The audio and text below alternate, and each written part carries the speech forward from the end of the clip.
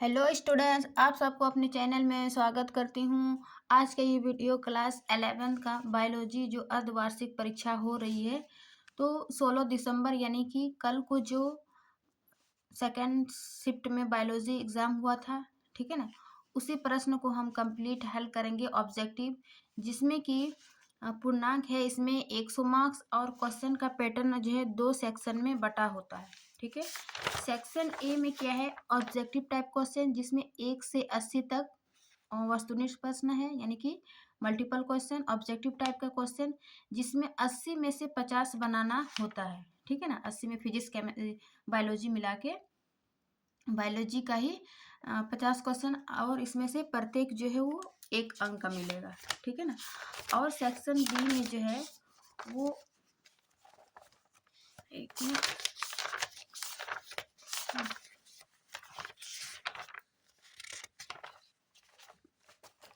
Section B में है एक शॉर्ट आंसर टाइप क्वेश्चन, जिसमें कि 15 क्वेश्चन बनाना होगा और प्रत्येक प्रश्न में जो है वो 2 अंक मिलेगा। ठीक है ना, इस प्रकार वहाँ पर 50 अंक ऑब्जेक्टिव में और 30 अंक शॉर्ट आंसर टाइप क्वेश्चन में, और जो है 50 और 30 कितना हो गया 80। और long answer type question, long answer type में जो है वो 4 प्रश्न बनाना होता है, जिसमें प्रत्येक प्रश्न 5 अंक। तो इस प्रकार यहाँ पर 20 अंक, ठीक है ना, 20 और 30 50 और ऑब्जेक्टिव 50, 30 100 मार्क्स हो गया। ठीक है, तो यहाँ पर 180 प्रश्न आज के इस वीडियो में हम ऑब्जेक्टिव टाइप क्वेश्चन हल करेंगे, जिसमें जो बनाए हैं आप 50 नंबर वो आपको क्या बोलते हैं मिला लीजिए, या फिर आप बायोलॉजी किसी भी एग्जाम की तैयारी कर रहे हैं तो भी ये ऑब्जेक्टिव टाइप क्वेश्चन जो है अर्धवार्षिक परीक्षा में पूछेगा ये 16 दिसंबर में, तो आप देख सकते हैं, है ना, आपके लिए हेल्पफुल ही रहेगा। तो चलिए बिना देरी के शुरू करते हैं। पहला प्रश्न क्या है कि 20वीं सदी का डार्विन किसे कहा गया है ना। एनसीईआरटी का ही पहले ही चैप्टर में है कि क्या कहते हैं, अर्नेस्ट मेयर को जो है वो 20वीं सदी का डार्विन कहा जाता है, क्योंकि इन्होंने विकासवादी जीव विज्ञान में काफ़ी इम्पोर्टेंट रोल है ना, जीव विज्ञान में, तो इसको 20वीं सदी का डार्विन कहा जाता है, अर्नेस्ट मेयर को। ठीक है, एक का ए नंबर। फिर है 2, जीवों की एक मुख्य विशेषता है। देखिए, वैसे तो हम लोग लिविंग में क्या पढ़ते हैं, वृद्धि प्रजनन ये सभी होना चाहिए उसकी विशेषता, लेकिन इसका ऑप्शन के अनुसार मुख्य विशेषता जो है वो पर्यावरण को समझने की क्षमता, क्योंकि पर्यावरण में जो बदलाव होती है, ठीक है ना, उसके प्रति संवेदनशील होना, जीवों के प्रति एक संघर्ष होता है, तो इसीलिए जीवों की मुख्य विशेषता हो जाएगा ये पर्यावरण को समझने की क्षमता, यानी कि पर्यावरण में जो बदलाव हो रहे हैं दिन पे दिन, उसके प्रति हम जीवित रह पा रहे कि ना, संघर्ष पर कर पा रहे कि नहीं, है ना, संवेदनशील सेंसिटिव होना चाहिए। ठीक है ना, तो 2 का सी सही हो जाएगा। फिर है तीसरा नंबर, किस चरण पर द्विसंयोजी स्पष्ट दिखाई देता है। ठीक है, दिया हुआ है स्थूलपट, तनुपट, द्विपट और युग्मक पट, तो इसका सही आंसर हो जाएगा स्थूलपट, यानी कि पेक्टिन, है ना, किस चरण में द्विसंयोजी स्पष्ट दिखाई देता है, तो ए हो जाएगा। फिर ये 4 का, FADH2 के एक अणु का ऑक्सीकरण होता है। ठीक है ना, एक अणु का ऑक्सीकरण कितना देता है FADH2 में, तो इसका सही आंसर हो जाएगा 2 ATP। ठीक है ना, 2 ATP देता है। फिर है 5 नंबर, किंगडम मोनेरा का एकमात्र सदस्य कौन है। ठीक है ना, जब हम क्लास 11 5 किंगडम पढ़े थे, मोनेरा, प्रोटिस्टा, फंजाई, प्लांटी और एनिमिलिया, तो एक बैक्टीरिया जो है वो मोनेरा, है ना, मोनेरा किंगडम के अंतर्गत आता है, जबकि शैवाल नहीं है 5 किंगडम में, फंगस है, प्रोटोजोआ है। ठीक है ना, प्रोटोजोआ ये प्रोटिस्टा किंगडम में आ रहा है ना, जो कि एक कोश के यूकेरियोटिक कोशिकाएं हैं ये प्रोटोजोआ। तो 5 का ए नंबर सही रहेगा कि किंगडम मोनेरा का एकमात्र सदस्य मोनेरा का ये बैक्टीरिया। ठीक है, फिर है छठा नंबर, 6 नंबर, लाइकेन किन 2 घटकों से बना होता है। देखिए लाइकेन, ठीक है ना, लाइकेन एक पौधा होता है जिसमें कि एल्गी, है ना, एल्गी और फंजाई, ये दो, है ना, ये 2 घटकों के संगठन से बना होता है एल्गी और फंजाई। तो एल्गी का जो पार्ट होता है उसको फाइकोबियंट कहते हैं और फंजाई का जो पार्ट है उसको माइकोबियंट कहते हैं। ठीक है, याद रखिएगा, ये बहुत इंपॉर्टेंट है। क्योंकि फंजाई क्या करते हैं, ये एल्गी को रहने के लिए जगह देता है ना। फंजाई क्या करते हैं, एल्गी को रहने के लिए जगह देता है, और एल्गी क्या करते हैं, फोटोसिंथेसिस करके भोजन तैयार करते हैं जो कि फंजाई को देता है। ठीक है ना। तो इस प्रकार ये दोनों में जो है वो सहसहजीवी संबंध है ना, एक सिम्बायोटिक संबंध है। तो ये दो घटक हो गए, फाइकोबियंट और माइकोबियंट। ठीक है, एल्गी और फंजाई का। फिर है 7 नंबर, निम्नलिखित में कौन ब्रायोफाइट का नर लैंगिक अंग है। ठीक है ना। देखिए, ब्रायोफाइट में जो मेल सेक्स ऑर्गन होगा उसको क्या कहते हैं, और फीमेल सेक्स ऑर्गन। तो मेल सेक्स ऑर्गन को कहते हैं पुंधानी यानी कि एंथ्रोडियम है, एंथेरेडियम। और जो फीमेल सेक्स ऑर्गन होगा उसको कहेंगे स्त्रीधानी यानी कि आर्कोगोनियम। ठीक है ना, आर्कोगोनियम, और ये पुंधानी को एंथेरेडियम। तो 7 का डी सही होगा। फिर 8 नंबर, निम्नलिखित में कौन रज्जुकी की विशेषता नहीं है। ठीक है, कौन इसकी रज्जुकी की यानी कि कॉर्डेटा का विशेषता नहीं है। तो इसका सही आंसर हो जाएगा कि केंद्रीय तंत्रिका तंत्र अधर भाग में होता है, ये इसकी विशेषता नहीं है। बाकी जो पश्चगुदा भाग मौजूद होता है, ग्रसनी क्लोम छिद्रों द्वारा छिद्रित होती है, हृदय अधर भाग में होता है, ये इसकी कॉर्डेटा का विशेषता है। ठीक है ना। 8 ये सी नंबर नहीं है। फिर है आगे नेक्स्ट 9 नंबर, गर्म रक्त वाले जीव निम्नलिखित में से किस में पाए जाते हैं। ठीक है ना, कि गर्म रक्त वाले जीव किस मतलब ऑप्शन के अनुसार किस में पाए जाते हैं, टीनोफोरा, एनेलिडा और कॉर्डेटा और इकाइनोडर्मेटा। तो इसका सही आंसर हो जाए, क्योंकि कॉर्डेटा के अंतर्गत पक्षी भी और स्तनधारी जो जीव आते हैं, तो इसमें जो है वो वार्म ब्लडेड पाए जाते हैं ना, गर्म रक्त। बाकी जो सभी इसमें है ठंडा रक्त वाले जीव। ठीक है ना, 9 का डी। फिर 10 का, निम्नलिखित में से कौन सा बीजांडसाय का प्रकार नहीं है। ठीक है ना, कौन सा बीजांडसाय का प्रकार नहीं है। तो इसका सही आंसर हो जाएगा ये कोर स्पर्शी यानी कि वेलवेट है ना। बाकी सभी जो है वो बीजांडसाय का प्रकार है। फिर 11 नंबर, सामान्य कोशिकाओं की तुलना में विकिरण कैंसर कोशिकाओं को अधिक क्षति क्यों पहुंचाता है। ठीक है, यानी कि सामान्य कोशिकाओं की तुलना में विकिरण कैंसर कोशिकाओं को अधिक क्षति क्यों पहुंचाता है। तो इसका सही आंसर हो जाएगा कि कैंसर कोशिकाएं जो है वो तेजी से विभाजित होती है ना, अनलिमिटेड ग्रोथ करती है, इसीलिए जो है ये अधिक क्षति पहुंचाती है। तो ये 11 का डी नंबर होगा।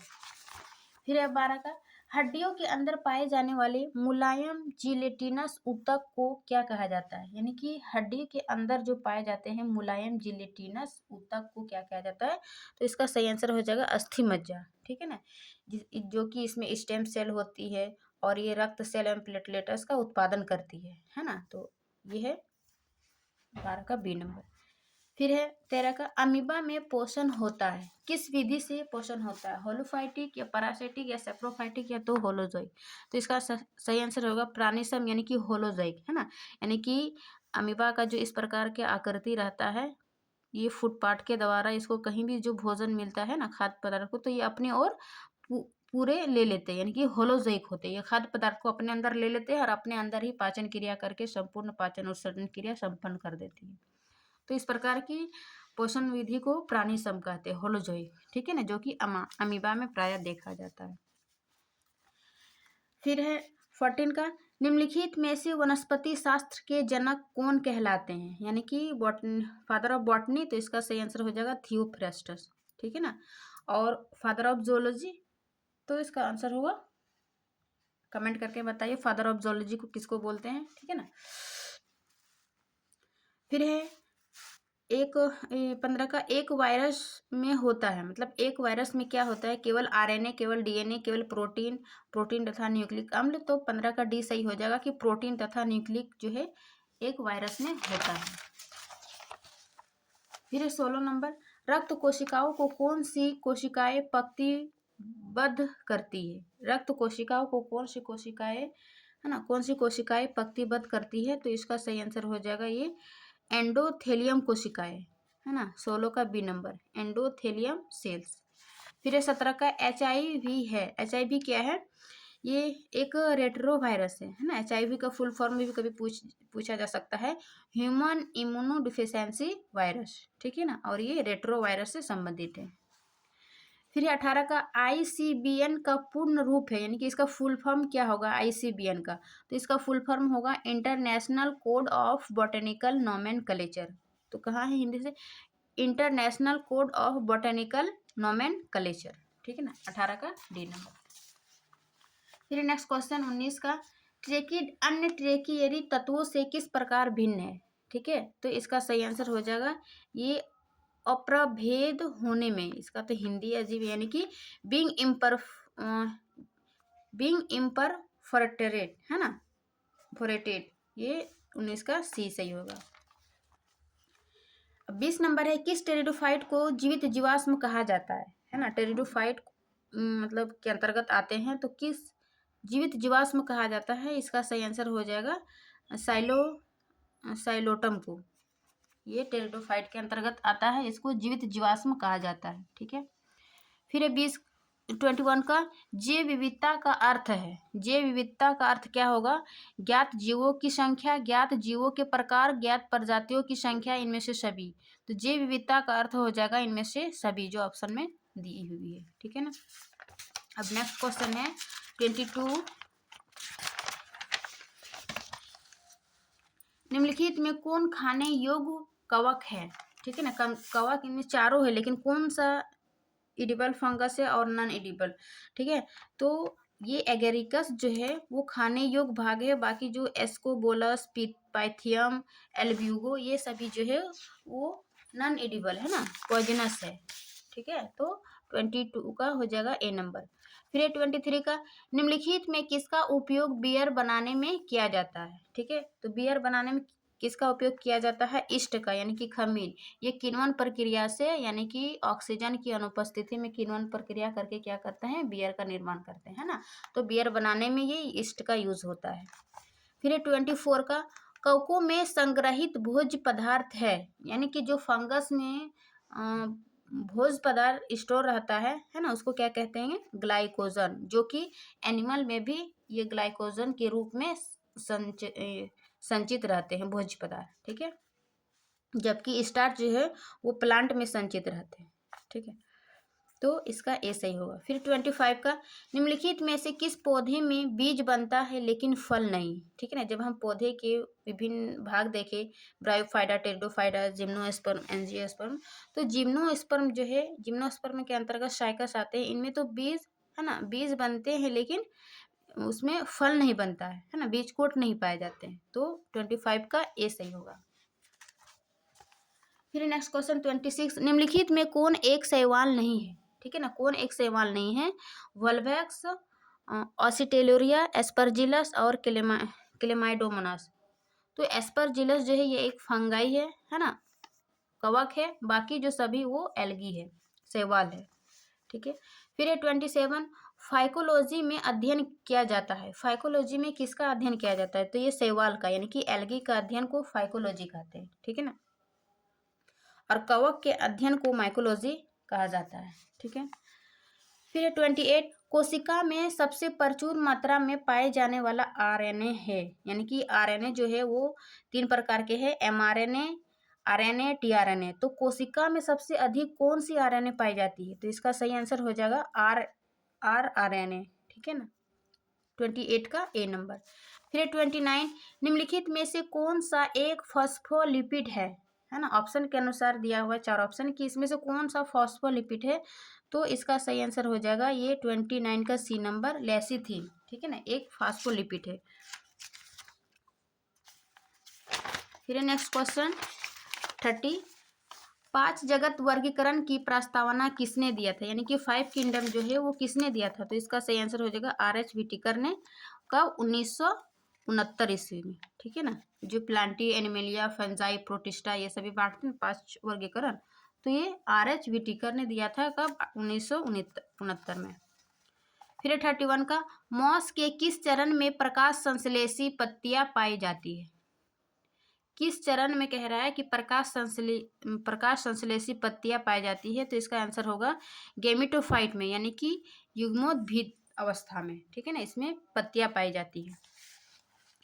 32 नाभिकीय डीएनए की प्रतिकृति किस चरण में होती है, यानी कि न्यूक्लियर डीएनए रेप्लिकेशन जो है वो जब सेल साइकिल हम लोग पढ़ते हैं तो किस चरण में होता है, ठीक है ना, तो इसका सही आंसर हो जाएगा एस फेज में, एस फेज, एम फेज, है ना, G1 जी, और इसकी 4 चरण होती है, तो डीएनए रेप्लिकेशन एस चरण में होती है। फिर है 33 का निम्नलिखित द्विनिषेचन किसमें होता है, यानी कि किसमें जो है वो डबल फर्टिलाइजेशन होता है, तो इसका सही आंसर हो जाएगा एंजियोस्पर्म में, जो कि सबसे विकसित प्लांट है, ठीक है ना, तो इसमें एंजियोस्पर्म होता की क्रिया होती है। फिर है 34 किसी भी रैंक के समान लक्षणों वाले पौधों और जानवरों का समूह है। जो समान लक्षण वाले पौधे और जानवरों को रखते हैं उसको क्या कहेंगे, टैक्सोन, जो कि फर्स्ट चैप्टर में ही हम टैक्सोनॉमी पढ़ते हैं ना, 5 किंगडम को, तो 34 का ए हो जाएगा। फिर 35 आम का वैज्ञानिक नाम है, तो आम का वैज्ञानिक नाम क्या हो जाएगा, मैंजीफेरा इंडिका, 35 का ए। 36 का सबसे सरल एमिनो अम्ल का नाम क्या है, सबसे सरल, जो ऑप्शन के अनुसार सबसे सरल एमिनो अम्ल हो जाएगा ये ग्लाइसिन, है ना, ग्लाइसिन, 36 का सी नंबर। फिर नेक्स्ट 37 बी ऑक्सीकरण होता है, यानी कि बी ऑक्सीकरण किस में होता है, नाभिक में, माइटोकॉन्ड्रिया में, कोशिका द्रव में, या फिर क्लोरोप्लास्ट में, तो इसका सही आंसर हो जाएगा माइटोकॉन्ड्रिया में जो है वो बी ऑक्सीडेशन की क्रिया होती है। फिर 38 का निम्नलिखित में से कौन विशेषता एनेलिडा संघ की नहीं है, यानी कि एनेलिडा संघ की विशेषता इनमें से कौन सी नहीं है, तो इसका सही आंसर हो जाएगा सीडोसिलोम, ये एनेलिडा संघ की विशेषता नहीं है ना, एनेलिडा के अंतर्गत केचुआ, जौक ये सब आते हैं, तो बाकी जो है बी सी डी ये सभी एनेलिडा संघ की विशेषता है और ए सीडोसिलोम नहीं है। फिर नेक्स्ट क्वेश्चन 39 प्राणी जगत में सबसे बड़ा संघ है, प्राणी जगत में सबसे बड़ा संघ क्या होगा, आर्थ्रोपोडा, ठीक है ना, इसके अंतर्गत कीड़े मकोड़े जितने भी छोटे छोटे जीव जंतु ये सभी इसके अंतर्गत आ जाते हैं आर्थ्रोपोडा के अंदर, तो सबसे बड़ा संघ ये बी नंबर 39 का बी।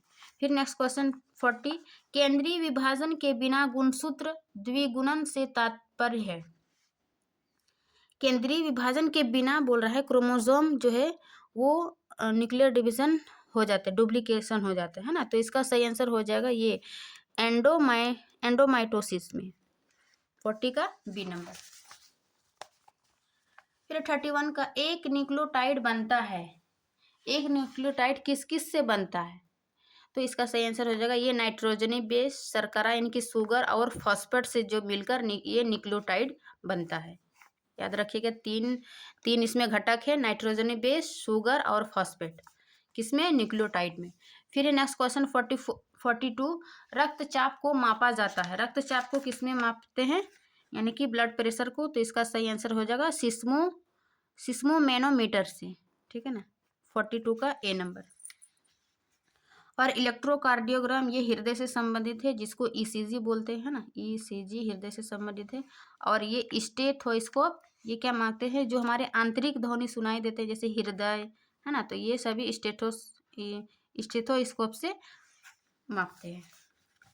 फिर 43 का हृदय किससे ढका होता है, तो हृदय जो है वो पेरिकार्डियम से ढका रहता है, और हृदय जो है वो डबल लेयर पाई जाती है ना, जो सबसे बाहरी लेयर है पेरिकार्डियम, 43 का ए नंबर।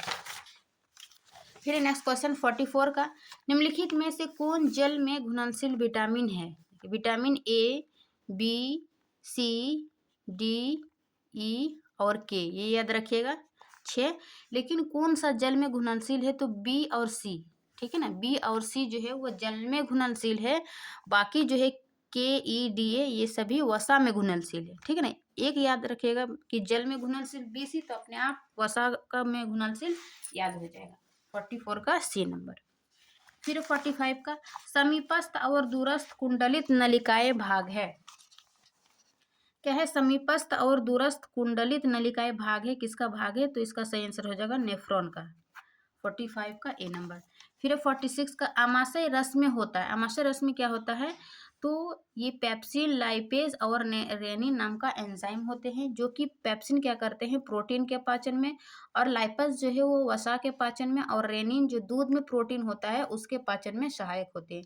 तो ये आमाशय में 3 एंजाइम यानी कि रस निकलते हैं, जो कि सभी का अलग अलग कार्य है। ठीक है, 46 का ए नंबर। फिर 47 का सक्कस एंटेरियस नाम दिया गया। सक्कस एंटेरिकस नाम दिया गया, किसके द्वारा दिया गया है ना, किसको दिया गया, तो इसका सही होगा आंतरिक रस के लिए जो है वो सक्कस एंटेरिकस नाम दिया गया है। 47 का बी नंबर। फिर 48 का मानव गुर्दे की मूल कार्यात्मक इकाई क्या है, यानी कि किडनी का जो है वो सबसे संरचनात्मक एवं क्रियात्मक इकाई क्या हो जाएगा, तो इसका हो जाएगा नेफ्रॉन। जिस प्रकार हमारे शरीर में संरचनात्मक एवं क्रियात्मक इकाई कोशिका है, तो ये गुर्दे का यानी कि किडनी का हो जाएगा नेफ्रॉन। 48 का ए नंबर। फिर नेक्स्ट क्वेश्चन 49, C4 है ना, पौधे की पत्तियों में कार्बन डाइऑक्साइड स्थिरीकरण के दौरान मौलिक एसिड का निर्माण किन कोशिकाओं में होता है, यानी कि C4 प्लांट में कार्बन डाइऑक्साइड का जो स्थिरीकरण होता है उसके दौरान मौलिक एसिड का निर्माण होता है, तो किन कोशिकाओं में होता है, तो इसका सही आंसर हो जाएगा ये पर्ण मध्योतक यानी कि मेसोफिल में कार्बन डाइऑक्साइड स्थिरीकरण होता है, उस दौरान मैलिक एसिड का निर्माण होता है। ये भी एक क्वेश्चन हो जाएगा कि C4 प्लांट में की पत्तियों में कार्बन डाइऑक्साइड स्थिरीकरण के दौरान जो है वो मौलिक एसिड का निर्माण होता है, और वो भी मेसोफिल में कोशिकाओं में। फिर 50 का क्लोरोफिल पाया जाता है। क्लोरोफिल किस में पाई जाती है, फंगस एवं परजीवी पौधों को छोड़कर सभी पौधे में क्लोरोफिल परजीवी, फंगस एवं परजीवी में यानी कि दूसरे जीव पर आधार निर्भर है। सभी ऑक्सीजन युक्त करने वाले स्वपोषी, ये स्वपोषी यानी कि जो अपना भोजन स्वयं बनाते हैं, तो इसका आंसर होगा सभी, कि इसमें क्लोरोफिल पाए जाते हैं पत्तियों में, है ना, पत्तियों में जो कि फोटोसिंथेसिस करते हैं उसमें। ठीक है, फिर 51 का अवायवीय श्वसन की तुलना में वायवीय श्वसन के दौरान कितनी गुना अधिक ऊर्जा प्राप्त होता है। ठीक है ना, तो इसका सही आंसर हो जाएगा कि वायु श्वसन के दौरान जो है वो एटीपी का निर्माण शायद 32 होता है। ठीक है ना, और अवायवीय श्वसन की तुलना में अवायवीय श्वसन के दौरान जो है वो एटीपी का निर्माण 2 होता है। यदि हम इसका रेशियो निकालते हैं तो ये मेरा 16 यानी कि 16 आ रहा है, तो इसके अकॉर्डिंग यानी सबसे निकटतम आंसर हो जाएगा ये 16, तो ऑप्शन में नहीं है, तो इसका सही आंसर हो जाएगा कि 19। ठीक है ना, हम इसको लेकर चलेंगे। 51 का बी नंबर। फिर है 52 का नारियल के दूध में डैश नामक एक साइटोकाइनिन होता है जो पौधों के, है ना, वृद्धि को बढ़ावा देता है। नारियल के दूध में क्या पाए जाते हैं, जो एक साइटोकाइनिन होता है जो पौधे की वृद्धि को बढ़ावा देते हैं, तो इसका सही आंसर हो जाएगा जिलेटिन, है ना। नारियल के दूध में क्या पाए जाते हैं, जिएटिन नामक एक साइटोकाइनिन होता है जो पौधे की वृद्धि को बढ़ावा देता है, तो 52 का डी हो जाएगा। फिर 53 निम्नलिखित में से कौन एक पादप हार्मोन है जो आमतौर पर गैसीय अवस्था में मौजूद होता है। पादप हार्मोन क्या है, साइटोकाइनिन है, ऑक्सिन है ना, जिब्रेलिन है और इथिलीन है। तो इथिलीन जो है वो प्रायः गैसीय अवस्था में पाई जाती है। इसका 53 का ए सही होगा। फिर 54 का निम्नलिखित में कौन उभयलिंगी जीव है। उभयलिंगी जीव कहने का मतलब है कि जिसमें नर और मादा दोनों भाग, है ना, उसमें प्रेजेंट होगा उसके बॉडी में, तो इसका सही आंसर हो जाएगा केचुआ, जो कि उभयलिंगी जंतु। बाकी जो बिच्छू, एस्केरिस, तिलचट्टा ये सभी एकलिंगी है। फिर 55 का निम्नलिखित में से मनुष्य किस परिवार से आते हैं। मनुष्य किस परिवार से आते हैं, परिवार का नाम दिया हुआ है, तो ये होमिनिडे, है ना, होमिनिडी परिवार से मनुष्य आते हैं। 56 दो केंद्रकों के संलयन को कहा जाता है। दो केंद्रकों के संलयन को क्या कहा जाता है, यानी कि फ्यूजन ऑफ टू न्यूक्लियस, इसको क्या कहेंगे, कैरियोगेमी। ठीक है ना, कैरियोगेमी कहेंगे। 57 रोडोफाइसी का सामान्य नाम क्या है। रोडोफाइसी यानी कि इसका एल्गी है, एल्गी के प्रकार है, तो रोडोफाइसी किस एल्गी? तो इसका सही आंसर हो जाएगा रेड एल्गी, यानी कि लाल शैवाल का ये सामान्य नाम है रोडोफाइसी। 58 पुष्पी अक्ष पर फूलों के लगने के क्रम को कहते हैं। पुष्पी अक्ष पर फूलों के क्रम के लगने को क्या कहेंगे? पुष्प क्रम, है ना। 58 का ए नंबर। 59 निम्नलिखित में से कौन पानी तथा खनिज लवण को तने तथा पत्तियों तक पहुंचाने के लिए संवहन ऊतक की तरह कार्य करता है? तो प्लांट में जो है वो जाइलम और फ्लोएम दो संयोजी ऊतक है ना, संवहन ऊतक है, जो कि फ्लोएम भोजन का और जाइलम जल का। तो इनमें से कौन पानी तथा खनिज लवण को तने तथा पत्तियों तक पहुंचाने का कार्य करता है? पानी और खनिज लवण। तो इसका सही आंसर हो जाएगा जाइलम, है ना। ये जाइलम जो है वो द्विदिशीय होती है, यानी कि पानी को जड़ से पत्तियों तक पहुंचाती है, ठीक है, और खनिज लवण को भी पत्तियों से जड़ तक पहुंचाती है, यानी कि ये दोनों दिशा में कार्य कर रहे हैं। लेकिन फ्लोएम जो है वो यूनिडायरेक्शन होगा, केवल पत्तियों से जड़ तक पहुंचाएगा। ये भी इंपॉर्टेंट याद रखिएगा जाइलम और फ्लोएम के बारे में, ठीक है। तो अभी 59 का बी हो जाएगा। फिर 60 का प्रोकैरियोटिक कोशिकाओं के कोशिका दरों में संचित पदार्थ किस रूप में संग्रहित होता है? ठीक है, यानी कि प्रोकैरियोटिक कोशिकाएं जो है उसके कोशिका दरों में जो संचित पदार्थ संचित रहते हैं उसको क्या कहेंगे? तो उसको कहेंगे समावेशन निकाय। 60 का ए नंबर। फिर नेक्स्ट क्वेश्चन 61 कोशिका चक्र की सबसे लंबी अवस्था है? कोशिका चक्र इंटरफेज, एनाफेज, मेटाफेज ये सभी उसकी अवस्था है, लेकिन कौन सी अवस्था है जो सबसे लंबी अवस्था है? तो इसका सही आंसर हो जाएगा इंटरफेज, ठीक है ना। इसी में एस फेज, एन1 ये डीएनए रेप्लिकेशन, डीएनए सिंथेसिस की क्रिया होती है। 61 का ए नंबर। फिर 62 नाइट्रोजन के अमोनिया में बदलने की प्रक्रिया को कहते हैं? यानी कि प्लांट जो है वो सीधे वातावरण से नाइट्रोजन को नहीं लेते हैं, वो क्या करते हैं अमोनिया यानी कि नाइट्रेट के फॉर्म में। तो नाइट्रोजन को जब NH3 यानी कि अमोनिया में बदलते हैं नाइट्रोजन सिंथेसिस के दौरान, इसको क्या कहेंगे? तो इसको कहेंगे नाइट्रोजन स्थिरीकरण, नाइट्रोजन फिक्सेशन, ठीक है ना। 62 का सी नंबर। फिर 63 कोशिका चक्र में घटनाओं का सही क्रम निम्न में से कौन है? यानी कि कोशिका चक्र, कोशिका साइकिल जो है सेल डिवीजन, उसमें सही क्रम बताए। सबसे पहले क्या होता है? तो ये G1 होगा, फिर S होगा, G2, फिर M, ये इसका सही क्रम है। 63 का सी। नेक्स्ट क्वेश्चन 64 प्लूरोब्रेकिया किस संघ से संबंधित है? ठीक है, प्लूरोब्रेकिया किस संघ से संबंधित है? तो इसका सही आंसर हो जाएगा डी, संघ टिनोफोर से ये प्लूरोब्रेकिया संबंधित है। फिर 65 पाइला यानी कि जलीय घोंगा एवं ऑक्टोपस किस संघ से संबंधित है? तो इसका सही आंसर हो जाएगा मोलस्का, है ना। मोलस्का में पाइला, ऑक्टोपस ये सभी जंतु आते हैं। फिर 66 का मृत पादपों व जंतुओं में उपस्थित कार्बनिक नाइट्रोजन का अमोनिया में अपघटन को कहते हैं, ठीक है ना। तो इससे पिछले एक क्वेश्चन पढ़े कि नाइट्रोजन को अमोनिया में बदलने को नाइट्रोजन स्थिरीकरण, लेकिन जब कार्बनिक नाइट्रोजन का अमोनिया में अपघटन को कहते हैं अमोनीकरण। 66 का सी नंबर, अमोनिफिकेशन। फिर नेक्स्ट क्वेश्चन 67 नारियल का खाद्य उपयोगी भाग है, यानी कि नारियल में जो है वो इडिबल पार्ट क्या है, खाने योग्य भाग क्या है? तो इसका सही आंसर हो जाएगा ये भ्रूणपोष, है ना, इंडोस्पर्म। फिर 68 का निम्नलिखित में से किस प्राणी समूह में वयस्क अवस्था में रेडियल सममिति तथा लार्वा अवस्था में द्विपार्श्व सममिति पाई जाती है? कौन से संघ में? तो इसका सही आंसर हो जाएगा एकाइनोडर्मेटा संघ में ये सभी अवस्था पाई जाती है, ठीक है। 69 का विसरण मुख्य रूप से है, विसरण मुख्य रूप से क्या है? यांत्रिक प्रक्रिया, रासायनिक प्रक्रिया, जैविक या फिर भौतिक? तो इसका सही आंसर हो जाएगा भौतिक, यानी कि फिजिकल प्रोसेस ये विसरण का मुख्य रूप है। 70 निम्नलिखित में से किसे सुक्रोज भी कहा जाता है? तो इसका सही आंसर हो जाएगा इनवर्ट शुगर को सुक्रोज भी कहा जाता है, ठीक है। 70 का। फिर नेक्स्ट क्वेश्चन 71 कौन सा प्रोटीन सबसे प्रचुर मात्रा में पाया जाता है? प्रोटीन सबसे प्रचुर, यानी कि इनमें से जो दिया हुआ है सभी प्रोटीन है, लेकिन रूबिस्को जो है वो सबसे प्रचुर मात्रा में पाए जाते हैं प्रोटीन, ठीक है। फिर ये 72 नीडोब्लास्ट पाए जाते हैं, यानी कि किस संघ में जो है वो नीडोब्लास्ट पाए जाते हैं? तो इसका सही आंसर हो जाएगा निडेरिया में, निडेरिया में नीडोब्लास्ट पाए जाते हैं। 73 प्रोटीन के बारे में निम्नलिखित में से कौन सा कथन असत्य है।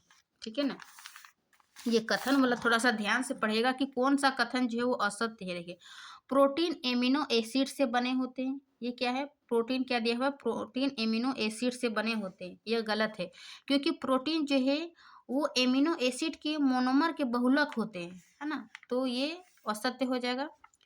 फिर है, सॉरी, कौन सा कथन असत्य, हाँ ये हो जाएगा। फिर है, प्रोटीन त्वचा, दांत और हड्डियों के विकास के लिए सहायक है।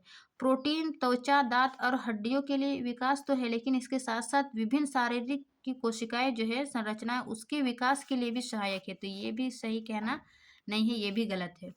फिर है सी, प्रोटीन एकमात्र पोषक तत्व है जो शरीर के ऊतकों का निर्माण और मरम्मत करता है। एकमात्र कहना सही नहीं है, क्योंकि प्रोटीन है ना, ये इसके शरीर के निर्माण में, ऊतकों के निर्माण में काफी सहायक है, तो एकमात्र पोषक तत्व नहीं कहेंगे, इसलिए ये कथन भी सी न कथन भी सही हो जाएगा। तो कौन सा कथन असत्य है, तो यानी कि उपर्युक्त जो दिया हुआ ए बी सी ये सभी कथन असत्य है ना। 73 का डी नंबर। फिर नेक्स्ट क्वेश्चन 74, एमिनो एसिड के ज्ञात प्रकारों की संख्या कितनी है। तो इसके 20 एमिनो एसिड होगा, है ना, कितने प्रकार। फिर 75, निम्नलिखित में से कौन प्रकाश संश्लेषण का सही समीकरण है, यानी कि प्रकाश संश्लेषण जब ऑक्सीजन, जल और प्रकाश संश्लेषण के लिए सूर्य और पत्तियों में क्लोरोफिल पाई जाती है। ठीक है ना, उसके दौरान जो है वो ऑक्सीजन गैस रिलीज होती है, हाइड्रोजन H2O और C6H12O6 यानी कि ग्लूकोज। तो इसका सही इक्वेशन होगा ए नंबर, है ना। कार्बन डाइऑक्साइड के 6 अणु और जल के 12 अणु, इस प्रकार यहाँ पे सन और पत्तियों के क्लोरोफिल, जिससे C6H12 ये ग्लूकोज का फॉर्मूला होता है, ग्लूकोज इधर जल हो गया और ये ऑक्सीजन रिलीज हुआ, ऑक्सीजन गैस। ठीक है ना, तो 75 का ए सही हो जाएगा। फिर 76, फेरेटिमा और लम्ब्रिकस उदाहरण है, किसका उदाहरण, ये फेरेटिमा और लम्ब्रिकस ये केचुआ का जो है वो बोटेनिकल नाम है ना, तो ये केचुआ हो जाएगा, जो कि केचुआ एनेलिडिया संघ के जंतु है। फिर 77 का, शैवाल की कोशिका भित्ति किससे बनी होती है, यानी कि एल्गी की जो कोशिका भित्ति शैवाल है वो किससे बनी होती, तो इसका सही आंसर हो जाएगा सेलुलोज का। काइटिन जो है वो फंगस की बनी होती है। 78, स्लाइम मोल्ड किस जगत से संबंधित है, प्लांटी, मोनेरा, फंजाई और प्रोटिस्टा। तो मोनेरा के अंतर्गत तो बैक्टीरिया यानी कि जितने भी प्रकार के बैक्टीरिया है ये सभी आ जाता है, फंजाई के अंतर्गत जो कवक वगैरह, प्लांटी में जितने भी प्लांट है, प्रोटिस्टा ये सभी जो है स्लाइम मोड है ना, स्लाइम मोड, ये 78 का सी नंबर इसके अंतर्गत आ जाते हैं। फिर 79, निम्नलिखित में से कौन एक कोशिकीय कवक है, यानी कि फंजाई हम जो है वो एक कोशिकीय और बहुकोशिकीय सभी पढ़ते हैं, प्रायः जो है वो बहुकोशिकीय होता है, लेकिन एक कोशिकीय फंगस एक ही है जो कि ईस्ट है ना, जिसको खमीर बोलते हैं, जो शराब के निर्माण में यूज होता है, तो 79 का बी सही हो जाएगा। फिर नेक्स्ट क्वेश्चन, और आज के ये ऑब्जेक्टिव टाइप क्वेश्चन में लास्ट क्वेश्चन है 80, कोशिका सिद्धांत किसने दिया। ठीक है ना, कोशिका सिद्धांत जो है वो स्लाइडन और सवान ने दिया था। स्लाइडन जो ये प्लांट को 1838 में, है ना, 1838 में प्लांट कोशिका सिद्धांत, और सवान ने एनिमल कोशिका सिद्धांत ये 1839 में दिया था, 48 और ये 39। ठीक है ना, तो ये दोनों कोशिका सिद्धांत से संबंधित है। इस प्रकार जो है ये आज का हमारा 80 ऑब्जेक्टिव क्वेश्चन कंप्लीट हल किए हैं, जिसमें से आपको 50 ही बनाना होता है, लेकिन हम यहाँ पर 80 क्वेश्चन हल किए हैं। तो आशा करती हूँ कि ये वीडियो जो है अच्छी लगी होगी। अच्छी लगी तो नेक्स्ट वीडियो के लिए, यानी कि फिजिक्स केमिस्ट्री यदि आपको चाहिए, ये तो मैं बायोलॉजी का बनाई हूँ, अगर फिजिक्स केमिस्ट्री का चाहिए तो आप लोग कमेंट जरूर कीजिए। ठीक है, मिलते हैं नेक्स्ट क्लास में, तब तक के लिए थैंक यू।